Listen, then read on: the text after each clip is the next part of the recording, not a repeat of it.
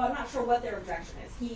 So I asked him about one question, and he read out Sure. several. Why don't we just go with your next question, and we'll see where we go from there. All right, let's see. But, so, and, Apparently, when she wait for her to ask a question. and I understand that, Judge, and I'm not Well, trying apparently to... you don't, sir. Wait for her to ask a question, and you'll have a chance. So I think the last thing I asked you was about September 14th. So those texts that you're talking about, those refer to the issue that we're here today about, though. Some text did, yes. Yes, okay. And then you called me again on September 15th, 2023, and you spoke on the phone. I do not recall that. Well, I texted you and said I needed to call you back, and then I later called you back. I'm not sure. I do not recall. You don't recall that? Okay. And do you recall the following Monday, Your Honor, I appreciate the question as it is on the form, and if the question is what she's going to read, I object to it even being asked out loud without knowing number one, the relevance of it.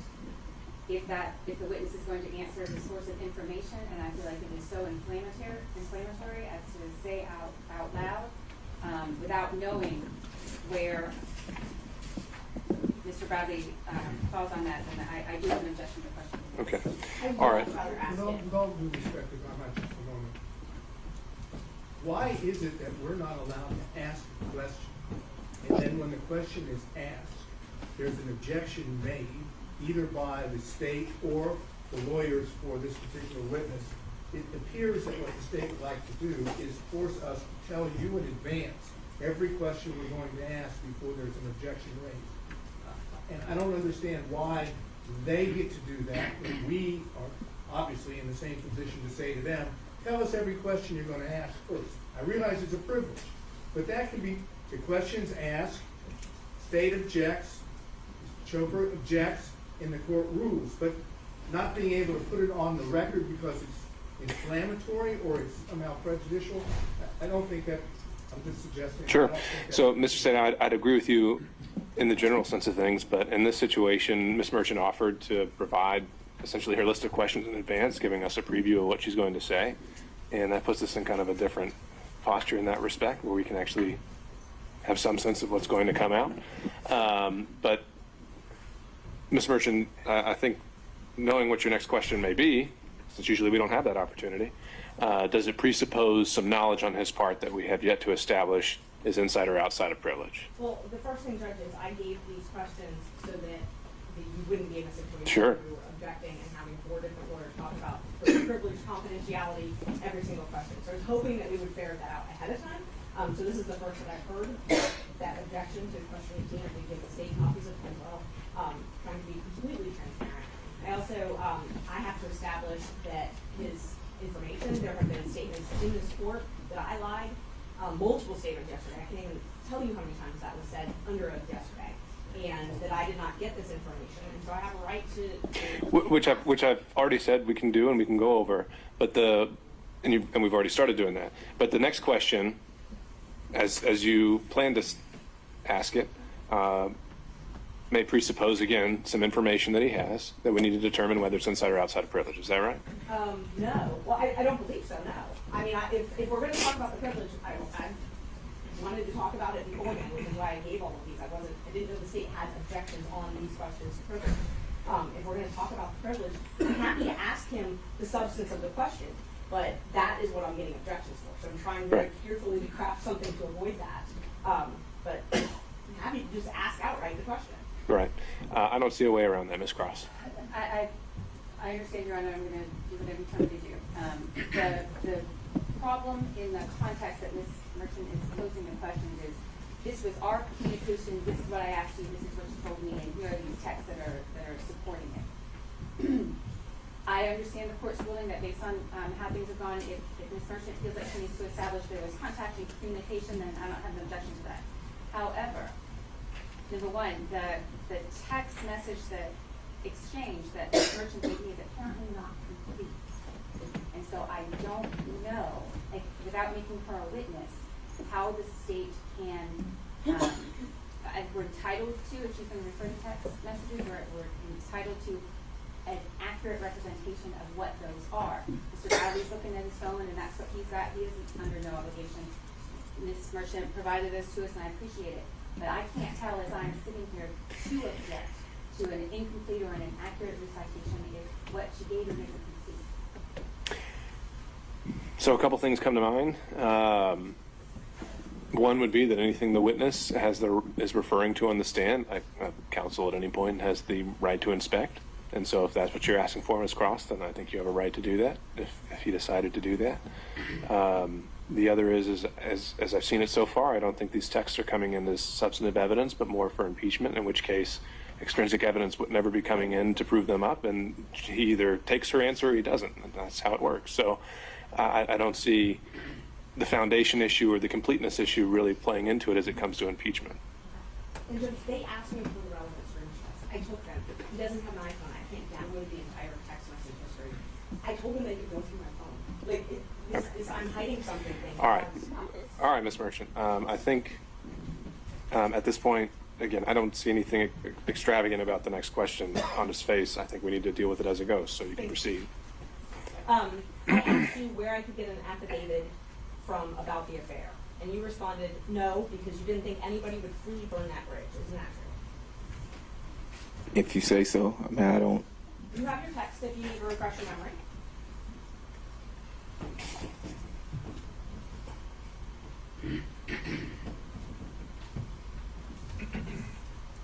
September 18th at 3:11 p.m. in YouTube. Can you repeat the question? The question is, did I text you asking you if you knew who I could get an affidavit from about the affair? And you responded no. No one would freely burn that bridge. Yes, I do see that.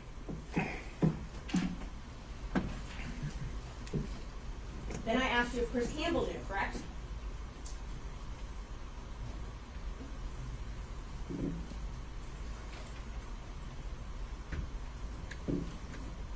No, you asked me if under oath he would testify. Your Honor, again, I'm going to object to the source of the witness's information about that, whether that's first-hand information or not. And Mr. Campbell, of course, has a privilege too.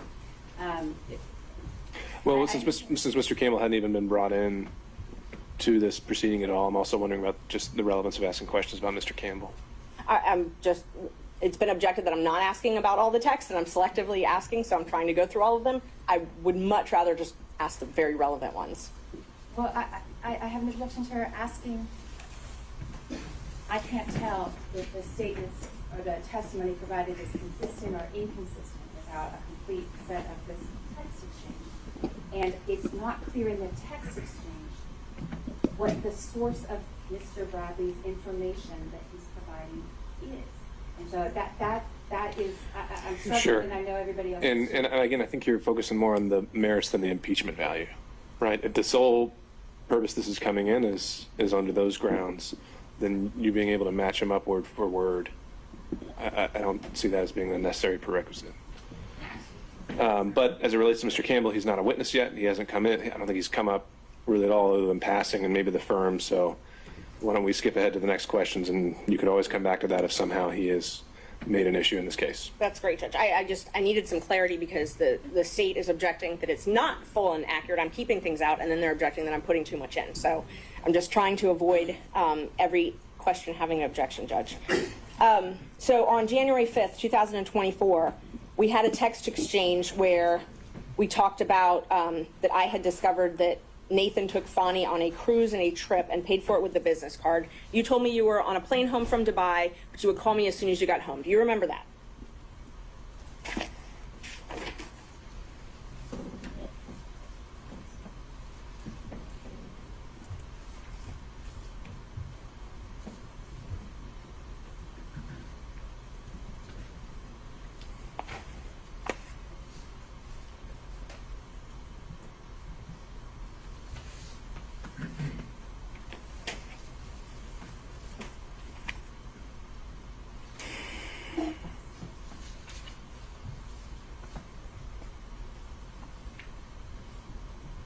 So what I have is a text message from you saying, "Oh my God, Nathan took Fani on a trip to Napa and paid for it with his firm."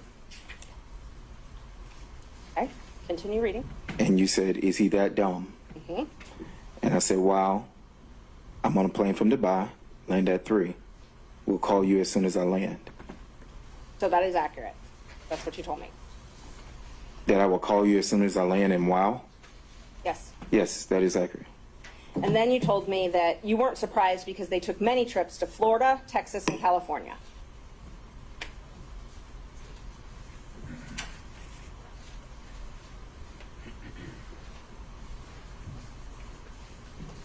Okay, so I don't have that, but, and I can show my phone, but I don't have that in my phone. So the question is just, do you recall I do not recall. communicating that to me? I do not recall. All right. Do you recall telling me that it was when she had to move her daughter, a trip to California? I do not recall that. And Judge, may I approach the witness? You may.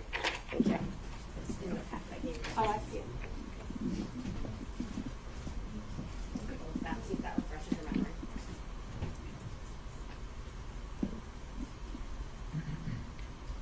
Yes, I see this. Okay. Does that look like, does it refresh your memory? It does not. I mean, I see what's on the text chain, but you said this happened January 5th? I can tell you exactly when it happened. Because there's no date and time stamp on that. Let's see.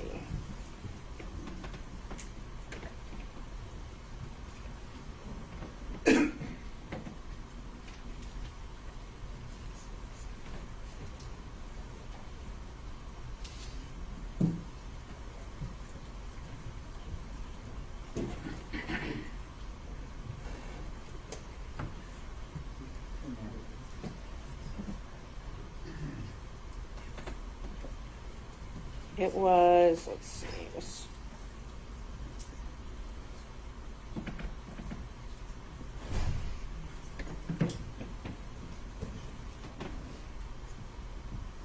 I think it was January 5th, but just give me one Judge, second. I just want to, on behalf of Mr. Wayne, just to review the exemption again. We still don't. To which question? To the current question, we still don't know the source of this information, whether it was privileged or how we obtained it.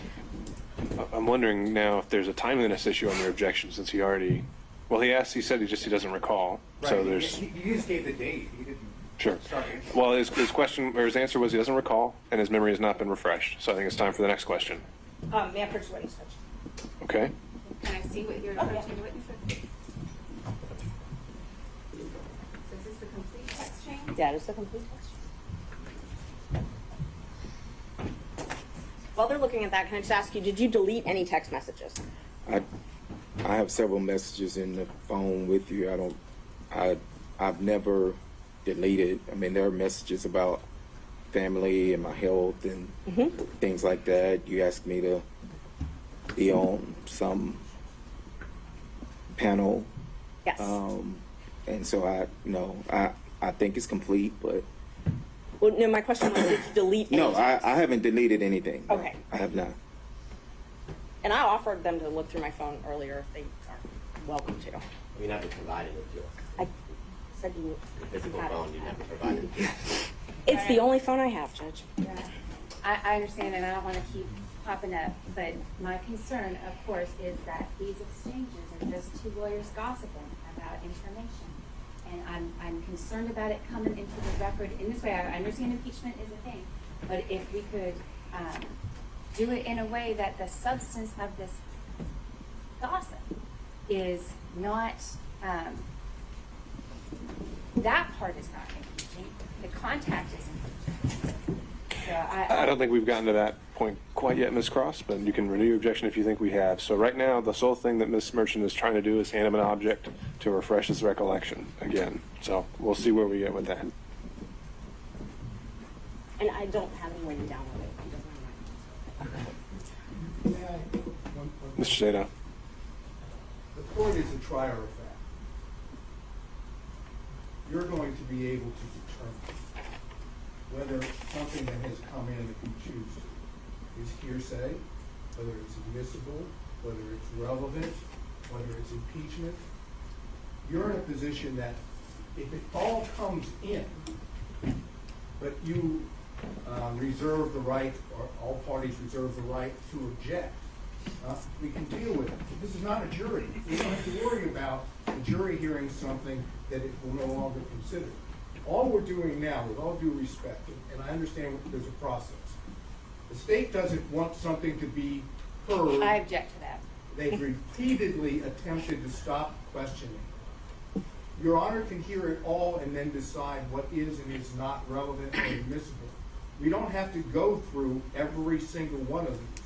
The only time we have to go through this is if it is in fact a communication, and it's a privileged communication, and an argument has to be made at that point as to whether or not it should be elicited or it is subject to being stated in open court. Otherwise, all of this could come to the court, and the court can then decide how it wants to treat it. That's All right. I appreciate that, Mr. Sadam. I think it's certainly accurate that we could have an approach where if it's a close toss-up on an evidentiary question, we can have it all come in and sort it out later on the record. I don't think we've quite reached the point where I need to do that. I think we still have time to get into these, and it'd be my preference to keep the record as clean as possible and without questionable evidentiary issues. But we may get to that point. So the question from Ms. Merchant was to approach the witness and with an object to see if that would refresh his recollection to the last question asked. Yes. Now, I'm sorry, the state scrolled through it, so not right there again.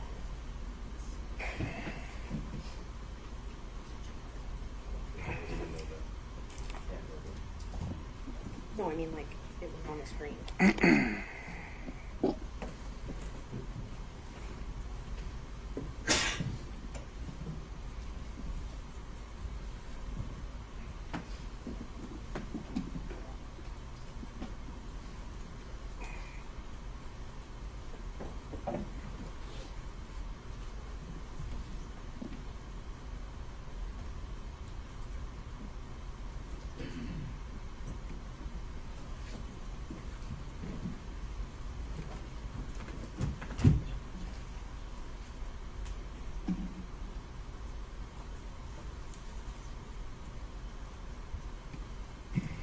Now I can't find it. So I'm going to move on to the next question that I actually can find, and then I'll find that and come back to it. I sent you a statement and said, upon information and belief, Willis and Wade met while both were serving as a magistrate judge and began a romantic relationship at that time. And you corrected me and say, no, it was in municipal court. Is that correct? I think that's pretty accurate. And is that based on your personal knowledge? But what question, was it municipal court or when they first met, or? My question was, is this accurate? Upon information and belief, Willis and Wade met while both were serving as magistrate judges and began a romantic relationship at that time. And you wrote, no, that it was municipal court. Okay. So I answered. Bradley, just a second. Mr. Chopra has risen. All right. Your Honor, I do have one purpose here, and that purpose has now been met. Any information that Mr. Bradley may possess would in fact have come from his representation of Mr. Wade. This falls within the purview of his divorce proceedings, which, as we testified earlier, commenced in December of 2018. There's no pierce or shield associated with it, and so we would say that under Rule 1.6 we should not be compelled to give any further information. Okay, and as we discussed about before the break, Mr. Chopra, if I ruled earlier this morning that this witness is going to be directed to respond to any question to the extent it falls outside of attorney-client privilege and only attorney-client privilege, meaning 1.6 is not going to bar his testimony in this case. What would be your response then? Then Mr. Bradley would have to consistently assess on his own, unless I'm jumping up and objecting for him, whether or not this came within his knowledge based on his representation. Now, I can say based on the phrasing of the question from Ms. Merchant, it would in fact come within information obtained from his partner client at the time associated with the activity in question. All right, Mr. Evans, same issue? I just want to reiterate that it's a compound question anyways, so it needs to be separated out, but it's still based, we just review the objection that it's still based on gossip, either gossip or privileged communication. He doesn't ever cite the source of where any of this information is coming from, so I just wanted to take that objection. Okay. Judge, Merchant. as far as privilege, any privilege objection, it's been waived, particularly for this issue because Mr. Wade He did testify on this subject. testified on this subject. Well, he didn't testify as a communication with his attorney about any subject. He testified factually about what trips he took and events that occurred. He didn't testify, to my recollection, about any communication with his attorney. But he testified about the subject matter of the question that was just asked, which was when apparently they first met. Furthermore, Judge, my client wasn't privy to that testimony. We have been under subpoena and therefore under the rules, so we do not know what was or was not Sure. testified to. Everything he says would be a violation of that privilege unless we know specifically what all has been waived. Sure, unless I make a finding that there was an express waiver on behalf of the client. Yes. Per Right? question. Okay, And, sure, got it. So All for right. this question particularly, Judge, we would ask that you find that there has been a waiver of the attorney-client privilege because Mr. Wade testified to something directly different than what this witness, we believe, has Okay, knowledge Ms. of. Cross? Yeah, so Mr. Wade testified as to when they met. That is not the entire substance of the text message that Ms. And began a romantic relationship. Yes. He did not testify that they Okay. were serving as magistrate judges when they began a romantic relationship. All And right. he testified differently. Okay, Ms. Merchant, I think you're going to need to establish whether this witness ever gained that knowledge independently or during the course of a attorney-client relationship. Did you have any, thinking back to the source of your knowledge, and let me just, before I do that, let me remind you of what is covered by attorney-client privilege. It's communications that relate to matters in which legal advice is sought, and communications that have been maintained in confidence, and no exceptions to the privilege. So it's communications that are in furtherance of legal advice. Your knowledge that their affair began, that their romantic relationship, began while they were both serving as municipal court judges. Is that from your personal information, your personal knowledge, or is that from? I'm going to overrule that objection, Mr. Chopra. He can answer that question. State that question again. Your knowledge, Is any knowledge, if any, if any knowledge, of Nathan Wade and Fani Willis's relationship, romantic relationship beginning while they were both serving as judges, is any knowledge that you have from your own personal knowledge or something that was told to you in furtherance of legal advice? I have no personal knowledge of when it actually happened. I was not there. I do not have any personal knowledge, so Okay. I would choose not to answer that question under 1.6. Mr. Bradley, we made a distinction earlier Yes, sir. that it's a bit narrower than that. Okay. 1.6 is I have no personal knowledge, Judge. I apologize. Okay. If you were, That's not a problem. The issue is attorney-client privilege, and so whether what you learned, if anything, was during communications with a client. It was. Okay, Ms. Merchant. and was it that any knowledge that you had as to the truth of that statement, was it told to you in furtherance of legal advice? I'm going to object to that. If that statement is true. That's how I am. And the witness has already testified he has no personal knowledge about that. So whether he represented at one point it was true or not true, he has no personal knowledge about that, so could not testify. Prior inconsistent statement, Judge. Do it all the time. That is what the state It's does not his regularly. statement. They bring in, if it's a prior inconsistent statement of another witness, Judge. Mr. Wade Which other testified. witness? I'm Okay. sorry. Okay, Mr. Wade testified. That their relationship did not start. But you can't impeach him with a prior inconsistent statement that's privileged. And No, so but we haven't gotten over the privilege hurdle. The You said- privilege hurdle we've gotten over with fraud on this instance. Well, that's the first time you used that word. So if you want to make the argument of why that applies, you can do that now. Yes, Judge, the crime fraud exception, it applies because of the crime fraud exception. Which crime and/or fraud was committed here? So there's a couple different things, and I want to just address them both because he's raised 1.6 and also raised attorney-client privilege. For the crime fraud exception says the privilege doesn't apply if it's if the existence of it, essentially if he has to keep something secret to allow a fraud upon the court to continue. So we've got that. We've also got No, it has to, the legal communications have to have done in furtherance of a crime or fraud. How has that been established? And what crime or fraud are we talking about? we're talking about perjury, lying to the court. In the affidavit filed last month. Yes. And so what have you done to link the communications that he made maybe, I don't know, years ago to the affidavit filed last month? The communications he made years ago, it's proof of the affidavit being incorrect, being false. He's given It may a prior be, inconsistent but statement. the legal communication has to be in furtherance of a crime or fraud. Right. Right, but he also can't protect. So, and I think it's more under. But if he had no idea, an affidavit wasn't even going to need to be filed until a month ago. Right. And these communications and everything happened well before that.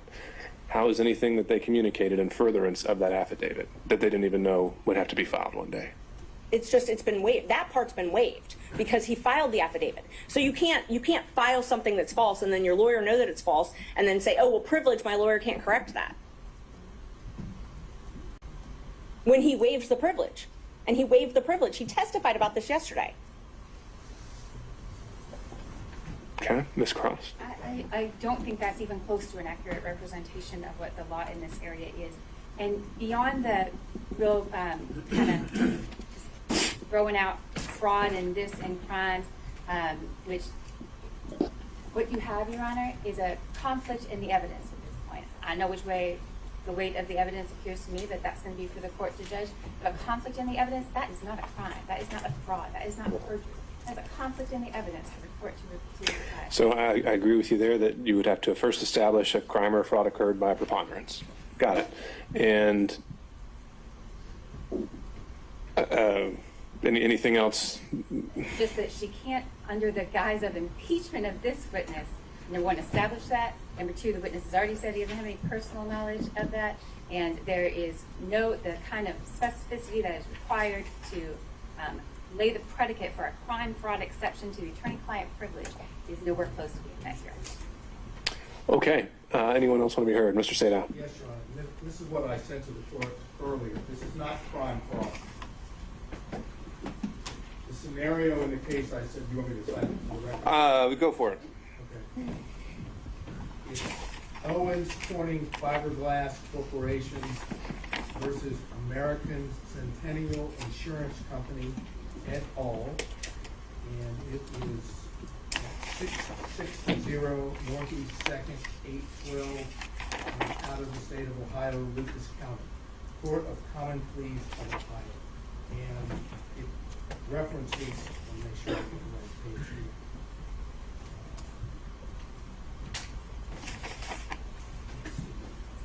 I think it's page 256. The point in the case, or the holding in the case, if the party or witness chooses to testify falsely, and our position is that Mr. Wade testified falsely when he claimed the relationship did not begin until 2022, that if there are attorney-client communications in which the same individual witness has told his attorney something contrary to that, inconsistent with that, here that the relationship, the personal romantic relationship between Mr. Wade and Ms. Willis began prior to November 1st of 2021, which would be the day that he was hired, that if that communication took place, that is the attorney communication, that the fraud upon the court is Mr. Wade lying under oath about the starting date, and the attorney-client privilege under those circumstances for that material fact is pierced, and the attorney may be forced to testify to the contrary or inconsistent statement so that the fraud on the court no longer holds. In our situation, that is precisely what we are trying to do. If this witness's testimony, again, and the court may have to hear some of this ex parte in camera to determine, but if this witness is able to testify that Mr. Wade told him, under whatever the circumstances may be, that the relationship with Fani Willis began before November 1st of 2021, then we know from what the witness has testified to Mr. Wade that he lied under oath to the court, and that's a fraud upon the court, and the attorney-client communication that specific matter is pierced and needs to go into record. Now, how best to do that? The only way to do that, if it's not in writing, and apparently it's not, is for the court to hear in camera, ex parte, what the communications were that are sought to be kept privileged. If the court deems that it is not inconsistent or contrary to what's testified, then you wouldn't pierce the privilege. If, on the other hand, this witness honestly, that is, now we're talking about Mr. Bradley, actually testifies to what he has told in text messages to Ms. Merchant on behalf of Mr. Roney, that he absolutely knows that the relationship started before November 1st of 2021, then he's testifying that his client took the stand and lied under oath and therefore did a fraud upon the court. So my request is, in this regard, the court's going to have to hear from counsel, and from, that is, counsel for Mr. Bradley, and for Mr. Bradley to determine whether or not he actually said what he said to Ms. Merchant, and whether or not it was based on communications, whenever it took place with Mr. Wood. All right, Mr. Sadow, I understand. Thank you for clarifying your argument there. So I understand this fraud upon the cart theory, and what I'd been going back and forth with Ms. Merchant on earlier was that, as I understood, crime fraud applied in Georgia was that the communications had to have been in furtherance of a crime. And to me, that presupposes the existence of a crime at the time, or the forming of one at the time of the communications. The theory you're putting forward is one where we go back in time and can reopen that box because it's now become relevant for something completely, potentially unconnected to the communications whatsoever. Is that fair? That falsity has occurred now by Right. the very person who is attempting to use the communications as a shield to Sure. protect his lives. Okay. And when I say crime fraud, it's a fraud waiver, that's what Millich calls it, is essentially. Millich says that it doesn't offend the privilege to ask an attorney to testify to matters already freely discussed by the attorney and a client at another hearing or proceeding. Allowing a client to selectively waive and reassert the privilege as tactics suggests that the client is using the privilege as a sword and not merely a shield. So I think it was quite explicit that Mr. Wade never waived anything regarding to communications between him and Mr. Bradley. He was willing to discuss the subject matter, but he was never willing to get into communications that occurred between him and Mr. Bradley. So as to Mr. Sadow's point of this fraud upon the court theory, my question is going to be, has that ever been applied in Georgia? And the answer to that is, it's not appears to have been applied in Georgia. I cannot find a case in which it has been applied. The cases that I have, the case that I gave you plus the cases cited in there, are the only thing I've been able to locate. Although I think that the bar rules, if we want to go back to those, and I don't have them in front of me, that a lawyer should not allow his client to commit a fraud upon the court. Okay. And I think that, along with this, gives the court the discretion to do that. And the only way to make the record, even if the court suggests that this is the law that the court should apply, but even if the court disagrees, there's no way for there to be a record about it unless Your Honor does it ex parte in camera to determine the nature of the privilege, which of course Your Honor knows, earlier raised, is how judges can do it with the Fifth Amendment privilege. They can do it with any privilege as long as it's ex parte in camera. So what I'm asking the court to do, because when I get up, I'm going to ask you directly. I'm not going to go through this that's going on now, to find out whether or not Mr. Wade has ever told Mr. Bradley, in his capacity as his attorney or otherwise, that the relationship started earlier than what Mr. Wade testified to. All right, understood. So the big takeaway I'm hearing from that, Mr. Sadow, is that once again, we're hearing the words a matter of first impression here, and noted. Mr. Gillen. Yeah, very quickly, Your Honor. Number one, he apparently, now he's claiming a privilege, which he certainly did not assert when he was communicating in a text with Ms. Virtue. Sure, but do we have any indication Mr. Wade waived it and allowed him to communicate by that text? We know what he did. We know what he did. So how's that an implied waiver? And I would assume that as the attorney, that he would know whether or not he should protect a communication. That's a pretty big assumption, right? Not all communications are protected, number one. Number two, let's not forget how we started on this journey with the state getting up and making very serious allegations against Ms. Virtue, asking for sanctions, saying all of her representations were inaccurate. And now they are doing whatever they can to block access to that information, which shows exactly what she said was exactly the truth. What they're trying to do is they're trying to say to the court, the 100% accuracy of Mr. Wade's declaration and of his testimony. And by the way, please, Judge, don't let Mr. Bradley tell you what he knows. Because what he knows is that this relationship, based upon what we see from the text and what we've seen in the context, we show that the relationship started before November 2021. So I think we have a waiver issue, and parenthetically on the issue of crime fraud, Your Honor, the issue about crime fraud is whether or not in any context the communication would be not in furtherance of a crime at that time, but it could be for any particular crime committed by the client in the future as well. It doesn't have to be something that's being committed at the time.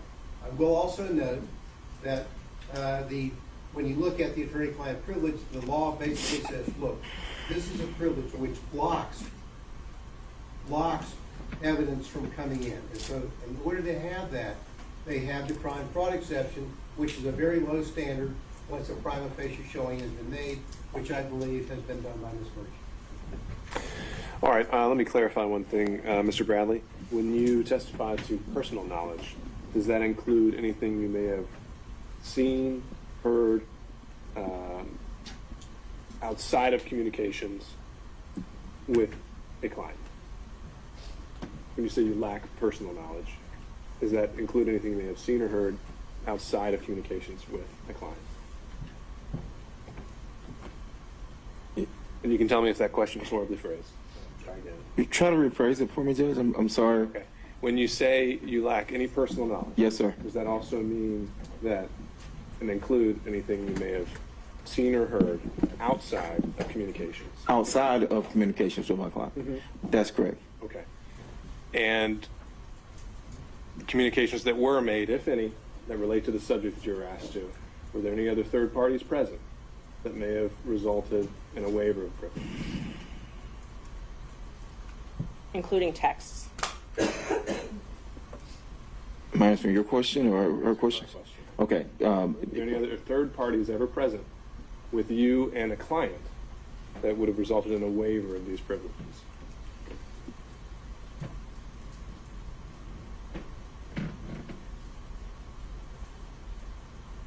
No, Judge. I can't recall anybody being present.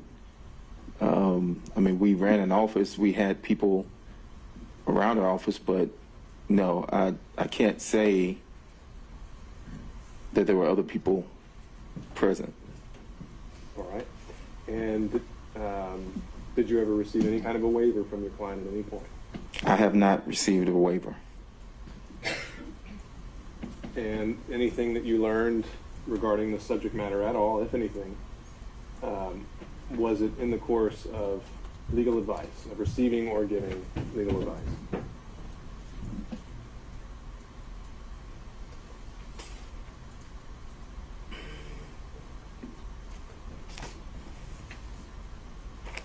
That's a broad question, Judge, to answer, because the advice was given, and then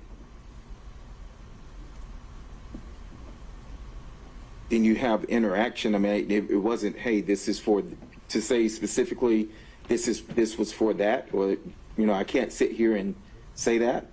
So I don't know how to answer that question, Judge. Okay. All right. So I was given a case that may reflect the same proposition that was argued from it's older case. It's Atlanta Coca-Cola Bottling Company versus Goss, G-O-S-S, 50 Georgia Appeal 637, appears to be a 1935 decision. Has not had the benefit of jeopardizing it.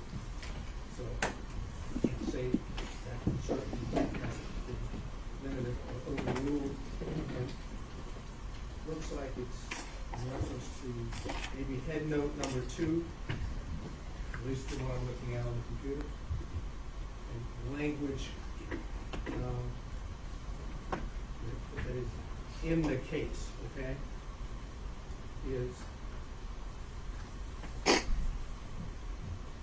as to violations of law or commission of fraud, the protection extends only to communications after the act or transaction is finished.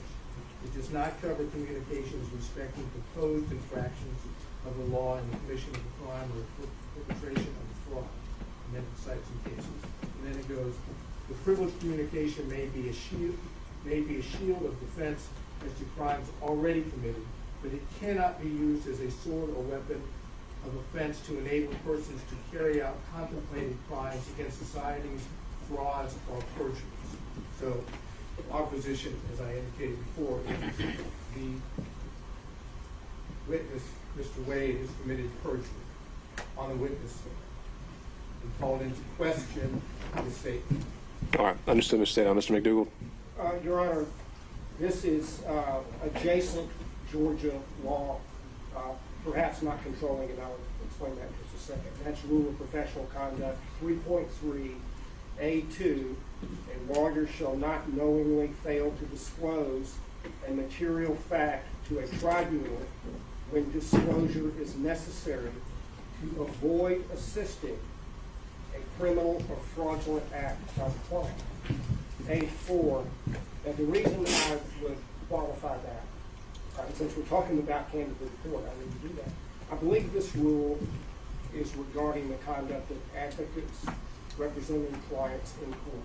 It might not govern or control the situation where the lawyer has been put on the stand, but it's adjacent to the point Mr. Sadal made earlier. All right, fair point. Okay, Ms. Tripp, anything you want to address on that? Briefly, Judge, and clearly there's a lot of smarts in this room, but this whole thing is a deductive fallacy. It is suggested that the truth of the conclusion of the argument necessarily follows from the truth of the premises given, when in fact the conclusion does not necessarily follow the premises. They're, called him a perjurist. He has officially succeeded in saying the thing itself is true, therefore we must ask these other questions. And Judge, it's a fallacy. It does not exist as such, and the privilege should still apply.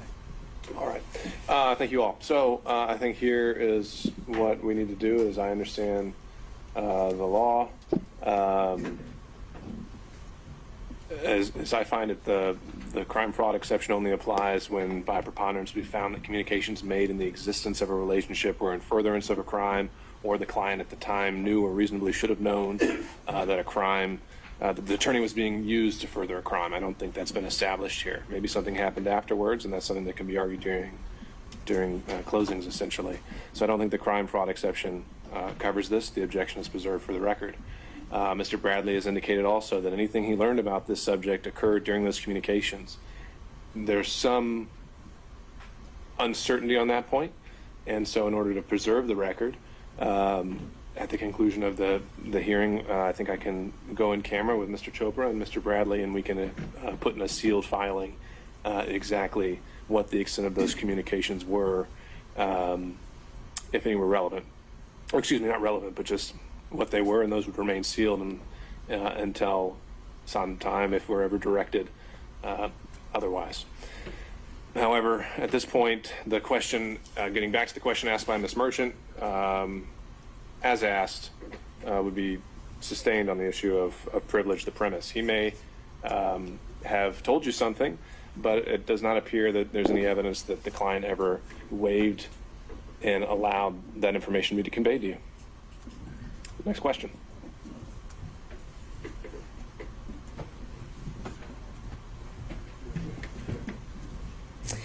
Thank you, Judge. All right, let's see. So we talked about Ms. Willis and Mr. Wade coming to and from your office and security details following them. Do you recall that? Do I need to look at my phone?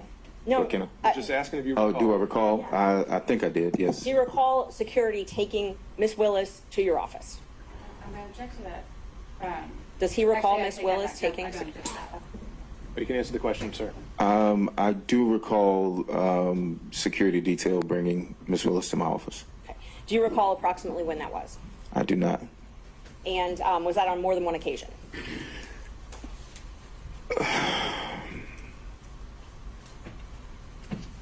I remember 2 occasions. Okay.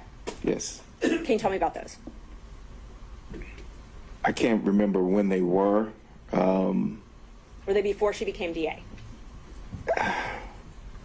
So I don't know if she had security detail before she became DA. So, I mean, if she was sworn in, or I don't remember the dates, but I do remember.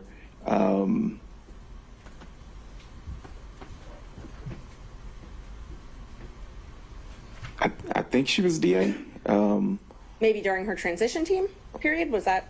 No, it wasn't. Trying to remember.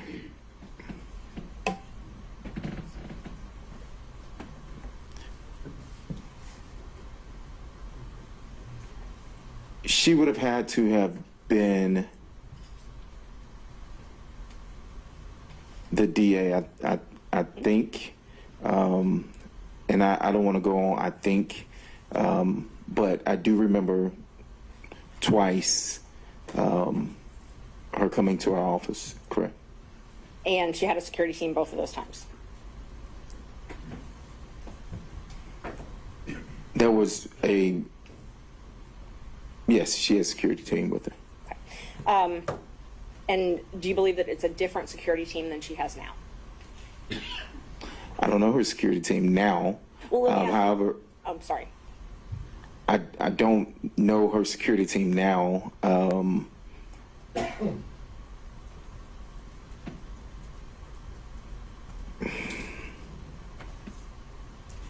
don't know her security team now. Do you remember telling me that it changed at some point, her security team?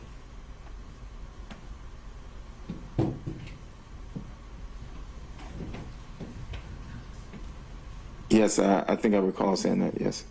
And that the most likely people that could testify or had seen things about them having a romantic relationship early on would be the original security team. I don't recall saying that, no, but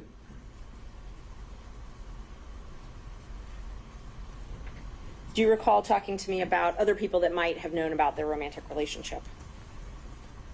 I recall. Yeah, I mean, objection based on we don't know the source. I mean, this is either based on privileged information or it's hearsay. Neither one is. It's neither. I asked if you recall. You need to clarify it. If you're actually going to if you think that this draws on information from outside the relationship that he's already testified to, then you need to lay that foundation. Sustained. Are you aware of other people that you believe would have known about when their relationship began? I object to the relevance of that. Again, the witness has testified he has no firsthand information of it. Anything he knows about the topic came from representation. Who he thinks might have been able to say something else is speculation, not relevant to anything, and a backdoor to get in the gossip and innuendo that has been pretty much this entire. All right. Okay, Ms. Merchant, I think we're getting to the point where, the reason I thought this line of questioning was appropriate was to rebut certain inferences about why we were here in the first place. Right. But to go into it at the granular level, I'm not as wild about. So if maybe you can ask more overarching questions, and if you have anything else you think that's relevant, then you can get to those as well. Isn't it true that I gave you a copy of the motion to disqualify in this case? I emailed it to you, and you read it, reviewed it, and emailed me back that everything in it was accurate, to your knowledge. You emailed me, and Objection. Okay. All right. So there are things contained within that, Ms. Merchant, which he has now said fell within the privilege and that he did not have the ability to waive.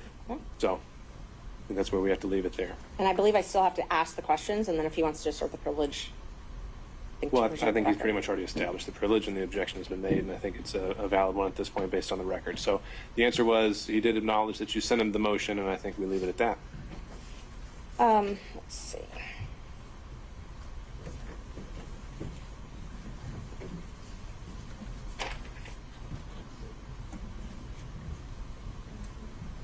And you had knowledge about an apartment. And I'm not asking what Mr. Wade told you in furtherance of legal advice, but you had knowledge about an apartment in East Point or a condo in East Point that was owned by someone, and Ms. Willis was staying there. Judge, privilege. I think in the way the question's phrased, she qualified that, so. I did not have knowledge. You did not have knowledge. I did not have personal knowledge at all. No, So no knowledge outside of what is privileged. that's correct. Did you have texts between yourself, Ms. Willis, and Mr. Wade? Do I? Have you ever? I have. Maybe once or twice, but Did Mr. Wade ever ask to use your credit card to pay for trips? Objection. On On privilege, I mean, just doing the same thing. just asking you to use your credit card, how's that in the nature of furthering?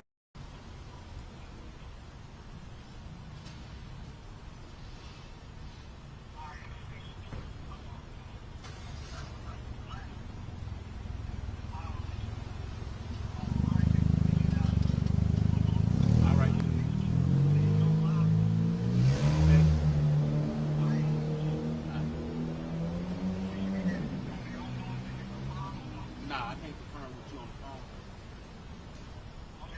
All right. All right.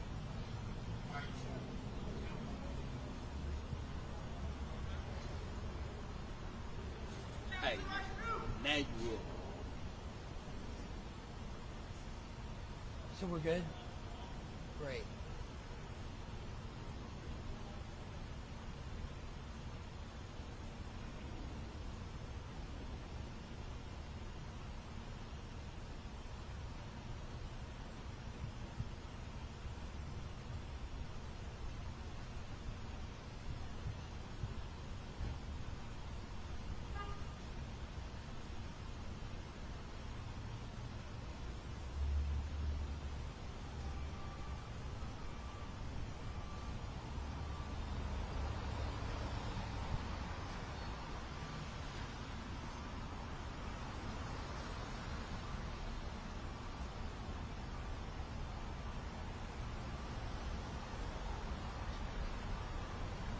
Yeah, I mean, I called phones twice. Hi, yep, we can hear you guys.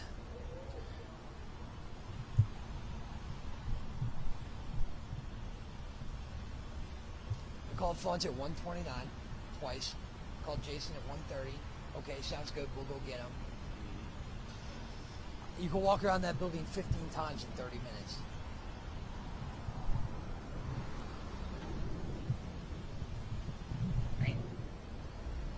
You dude trying to get into the building? What?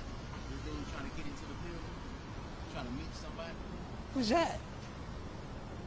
Like, if you see him, don't let him in the building.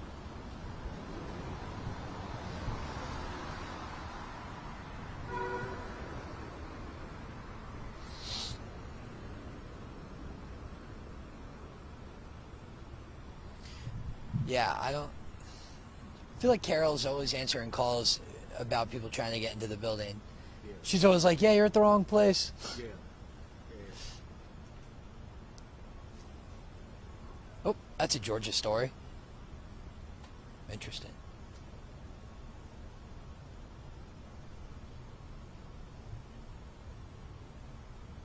I think they just went to a break, so I don't really know.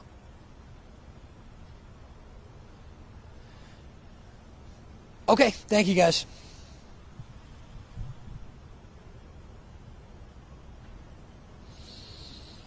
Now I'm starting to wish I went with you to the cafeteria. It's only gonna get worse. And Chick-fil-A wearing off, man. Shucks. We supposed to go somewhere tonight. Where you off for Valentine's Day or something? Just whatever. Where are you going? Nice. Tonight, Oh, fancy weekend. That was us last weekend, and then I didn't. Did you check the link for the tickets? Nah, man, I mean, They're probably still there. If they had Saturday, Sunday shows, yeah, it's gonna I don't know. be nice. I don't know. Because I had planned, if that didn't work, to go to the movies. So, It's a classic. go to the movies, you know? Can't beat the classics. Yeah, Thank you. and it's cheap. It was only a nickel back in the day. Go to the movie, what I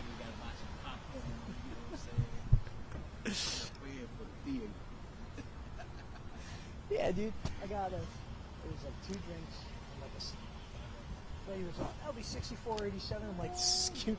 I'm like, where's the decimal in that? Like, what? I can buy big tub of popcorn. Yeah. Sabrina got mad at me because she was like, do you want me to like sneak snacks in? I'm like, no, it's the theater, it's fancy, whatever. And now I'm like, damn it. Mess that up. We're like 10 out.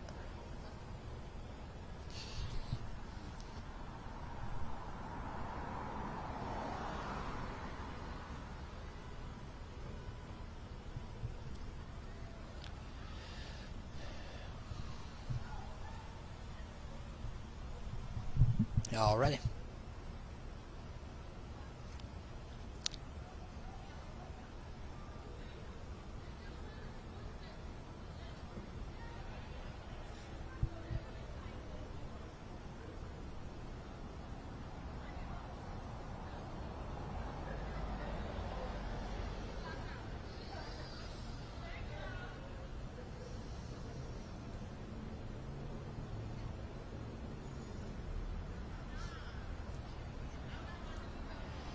Well, I think it was really, Graham, just the combative nature of yesterday's testimony. If anyone is just tuning into this coverage and hadn't seen it yesterday, it was really quite a unique day in court, and I've covered a lot of high-profile trials. I've never seen anything like that.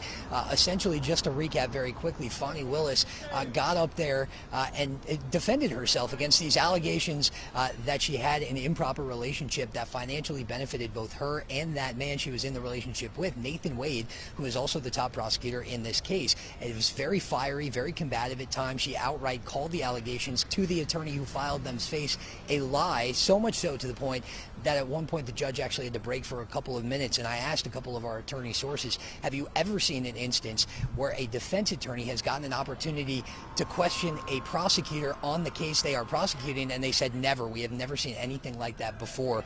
So she did not get up there today, very likely because of how things went yesterday. But we did hear from some interesting and familiar faces here in Georgia. Governor Roy Barnes, who was the governor a number of years ago, was actually up on the stand first today, and he testified to the fact that Fani Willis came to him first to prosecute this case, and then to another prominent Atlanta area attorney before going to Nathan Wade, really just to prove the point that Wade was not Fani Willis's first choice. But again, I think the highlight from all this, as we hear from more witnesses in there today, a very procedural day, nothing like yesterday, the whole point was that this was perhaps an effort to poison the jury pool and paint Fani Willis as exactly the person they wanted to in those filings, someone who could not handle this case, someone who is over her head, emotionally involved in this case. But a lot of people defended Fani Willis. She didn't mince words. She said she wanted to be there and reminded the defendants and their attorneys that it wasn't her who was on trial. It was them for, in her words, trying to steal an election.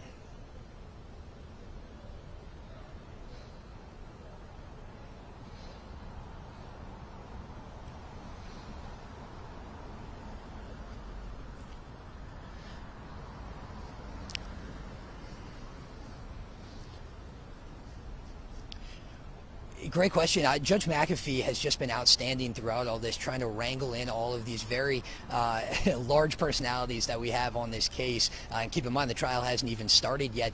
But what we learned throughout this process is that judges here in Georgia, not ones who are elected but who are appointed, have a lot of leeway in determining what they want to do with cases like this. One lawyer described it to me as having a block of clay on the table, and you can really mold it into anything that he wants, Judge McAfee. He's a very young judge. This is by far the highest profile case that he's ever had, and he hasn't really let on much as far as what he might do in terms of his options, and he has many of them. He can remove Nathan Wade from this case. He can remove Fani Willis from this case. He can remove both of them from this case. He can keep this case with the two of them. It's factorial here. Anything goes, and it's really all up to the judge. I don't expect him to make this decision today if testimony ends today, Monday if testimony ends Monday. He has been really sitting back, stewing on his decisions and then making them at a later date. But there is a lot at stake here. When we said earlier that Fani Willis noted that she wasn't the one on trial, that may be true in terms of jurist speak, I suppose, but she really is in a sense, because what's at stake here is her losing this case that she has now worked for just about 3 years to put together, and of course very much wants to try herself. One other thing that I'll note, if this is taken away from both Willis and Wade, what could happen is it could go to the Georgia Prosecuting Attorneys Council. That's body that we have here in Georgia that oversees prosecutors, district attorneys, and what the problem there is for those who want to see this trial go forward is they are currently handling the potential prosecution, the investigation, I should say, of our Lieutenant Governor, Burt Jones, who was at one time thought to be a defendant in this case. Because of a conflict of interest on the part of Fani Willis, she hosted a fundraiser for someone who was campaigning against him for the role of Lieutenant Governor. He was not able to be charged. That was another ethical lapse that people forget about, and they still have not been able to do that even after months. So if it goes to them, there is a chance that this case does not happen before the November election. And so, Graham, we'll send it back to you.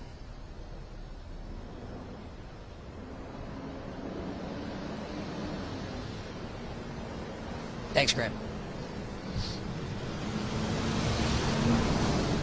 Cool. Thanks, guys.